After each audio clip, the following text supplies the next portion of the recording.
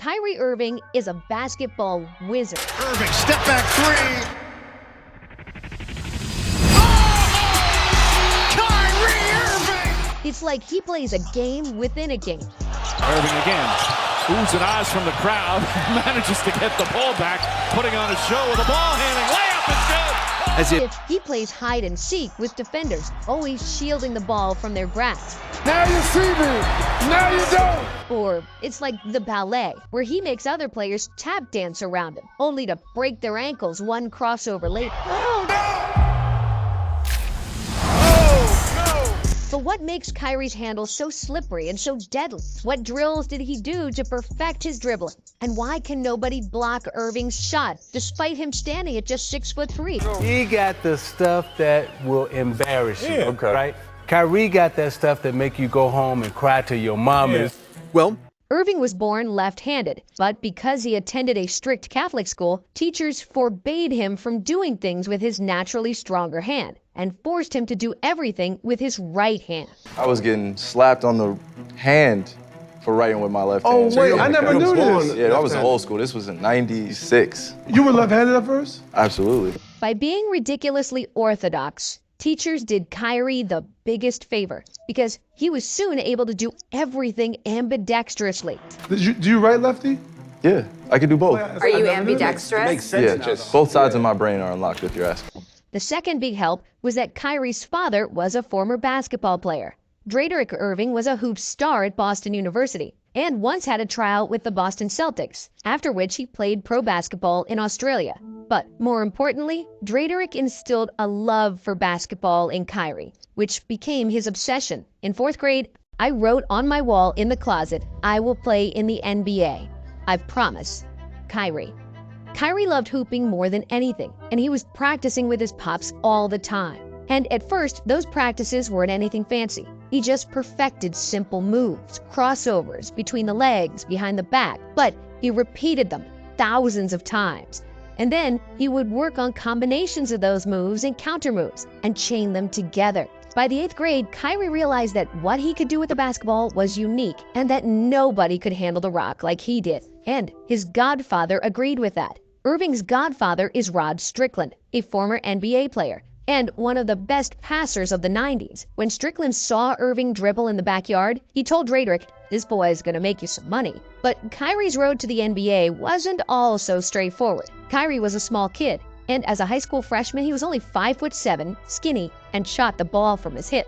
He also played for Montclair Kimberly Academy, in the lowest division of the state, and without a single player on the roster taller than 6'1". So, despite Irving growing to 5'10" as a sophomore and averaging 29 points per game, nobody knew who he was. However, that only made him work even harder. And seeking more exposure for Kyrie, his father hooked him up with local AAU coach Sandy Pionen, who was famous for working with NBA players. Pionen put Irving through some pretty bizarre drills, like hopping in different directions while dribbling, left-hand skyhooks from the free throw line, and full-court one-on-one. But when Kyrie transferred to St. Patrick High School, he was still quite small with a disproportionate head, so they started calling him Squirrel Boy. But as soon as Squirrel Boy started playing, he embarrassed everybody with his handles, because nobody could stay in front of him. And soon enough, colleges started noticing Kyrie. He wasn't playing with the best team in New Jersey, but he was single-handedly killing all these teams. Duke coach Mike Krzyzewski. Then, after averaging 24 points, 5 rebounds, and 7 assists per game as a senior, Kyrie enrolled at Duke. Unfortunately, due to a severe ligament injury in his foot, Irving played just 11 games at Duke. However, that was enough for everybody to see that this kid was the most talented young player in the world. On top of his silky dribbling and Fred Astaire footwork, Irving shot 50, 40, 90 in college.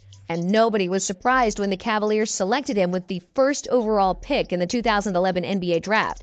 But despite fulfilling his lifelong dream of making the NBA and becoming a millionaire, Kyrie wasn't satisfied, and he never stopped working. Immediately after the draft, he reached out to a famous trainer, Micah Lancaster, who has gyms all over the U.S. and has worked with many famous NBA players, most notably Dwayne Wade. Even though Irving became a self-made ball-handling artist, it was his work with Lancaster that pushed him into a new stratosphere. Lancaster wanted Irving to be a little more ambidextrous, with not only his dribble, but with how he protects the ball with his offhand.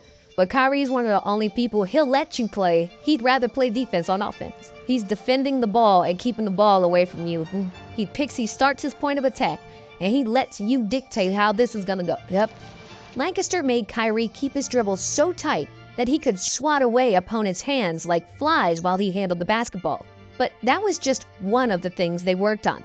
What Lancaster really improved with Kyrie was not his hands, but his feet. A lot of times players slow down from 60 miles an hour first to 40, then to 20, then to 10, and then finally 0. But after one workout, Kyrie was able to go from 60 to 0. I think that's what really separates him. Not only his hands, but his feet are incredible, to the point where he can stop on a dime and change directions like a running back. Lancaster. It's not his handle, though. It's Kai's footwork with his handle. Drop hezzy, tween hezzy pull. It's emergency brakes. One of the biggest secrets about Kyrie's God handles is not something you can see on TV, but you'll feel it if you ever have a chance to meet him and shake his hand. He's got really strong hands. When he shakes your hand, you know it. Brad Stevens. I've contested some of Kyrie's jump shots, and we've locked hands, and their shit's hit nothing but net. That strength allows Irving to keep the ball on a string, despite defenders repeatedly prying at it. Not even somebody like Kawhi Leonard can poke it away from Kyrie. Irving drives inside, shot is good. Oh! Irving averages just 2.6 turnovers per game in his career, which is astonishing for a high-usage point guard. For example, Harden averages 3.7 turnovers per game. Westbrook is at 4.1. And even Steph Curry, another guy with phenomenal handles, turns the ball over more than 3 times per game. But strong hands and protecting the ball with his offhand are just a part of the reason why he's rarely turning the ball over. Another big aspect of that is Kyrie's extremely low center of gravity when he's dribbling.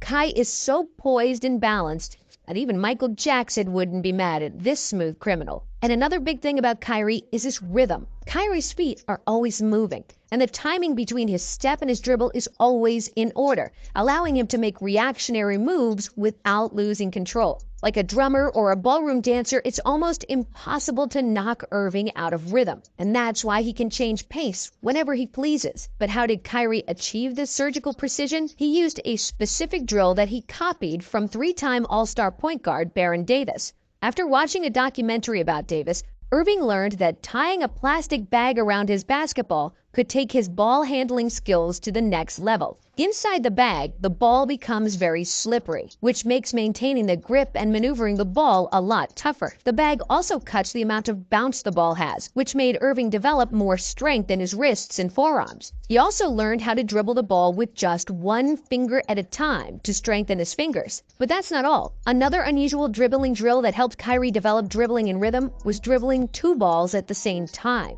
He does very simple, in and out, left, right, behind the back dribbles, but he does it with both hands and 2 balls. And everything is synchronized, like he's a conductor in front of a big orchestra. And lastly, what makes Kyrie's handle so vicious is his overall game. If he wasn't such a deadly shooter, and if he didn't have high basketball IQ, his dribbling wouldn't be so devastating, because his defenders would just sag off him and let him shoot. While his highlights look like one of his infamous Uncle Drew commercials, Kyrie's offense is actually very simple, and he tries to take shots after 1 or 2 dribbles. What I want fans to realize is that when I make a move, it's really a simple move. It's just done with pace, and it's done off a counter of something. I only do those fancy moves when someone cuts me off and makes me do it, because I have counters to every move that I do.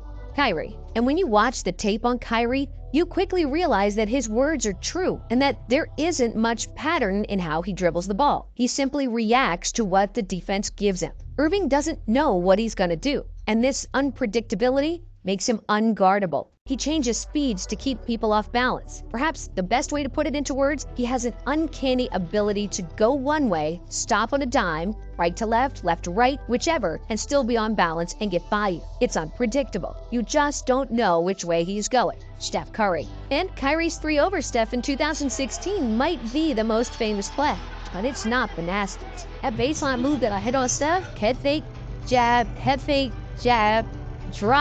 drop it again and shake. You spin it, I spun it, I dropped it and caught it with my left hand and spun, and then I faded and saw KD on the baseline. But Kyrie is not just the best ball handler in NBA history. He might also have the craftiest layup package ever. Working on Thomas, gets around him, up, under, and in! Oh, what a move for Kyrie! When he was a little kid, he played on a basket with a broken backboard, with pieces missing, and that's where he learned to put extra spin on the ball. What y'all don't get to see is him explain to you that he grew up playing on a rim that was missing pieces on the backboard. So that's how he learned those weird angles to twist the ball off of, because his backboard Missing pieces. was missing. That's crazy. Also, because he was usually one of the smallest players in every game, Kyrie learned to shield the ball with his body and find little spots to get the ball off the glass while preventing the players from blocking his shots. He doesn't practice typical things that other guys practice. When he shoots layups as part of a practice, he'll mix in the degree of difficulty that's way harder from everybody else. Former coach Brad Stevens. Because Kyrie is ambidextrous, and because he can jump off either leg, he can finish in more ways than any other player in the NBA. And that's why he almost never gets his shot blocked. He's like Allen Iverson's handles, Kobe's footwork, and Ray Allen's shooting, all in one package. Kyrie makes basketball look like art, and is, without any doubt, the greatest ball handler of all time.